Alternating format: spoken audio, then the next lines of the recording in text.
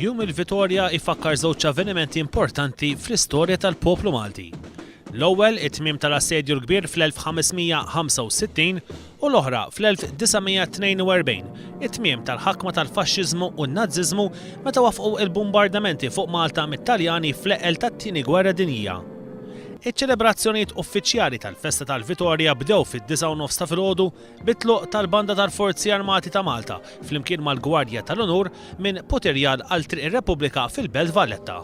Biex imbagħad ħadu posthom f'Misraħ San Ġwan. Fl-10 wasal il-Kak Mandant tal-Forzi Armati il-Brigadier Martin Xwiereb illi jingħata is-Salut Ġenerali u wara il-Prim Ministru u l-President ta' Malta illi jingħataw is-Salut Nazzjonali bil-President George Abela jispezzjona il-Gwardja tal-Onur.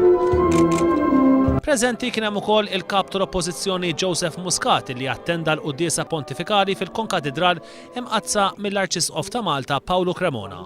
Fl-omelija l-Arċisqof qal illi meta wieħed jaħseb fuq il-festa tat-8 ta' Settembru bħarsa mill-kampijiet tal-gwerra u tal-ibliet ta' dak iż-żmien bil-fors tiftakar fit-tbatija. Qal illi kemm min rebaħ u kemm min telef ħalla wara ħafna ċivili mejtin minn barra il-ħerba li tkun ir-riżultat mill-gwerra. Monsignor Arċisqof qal li hemm bżonn li l-kultura tal-paċi tiddaħħal fost it-tfal tagħna hekk kif staqsa jekk bil-mezzi ġodda ta' komunikazzjoni mhumiex qed jaraw viżjonijiet ta' paċi jew ta' rebħa ta' min hu l-iktar b'saħħtu.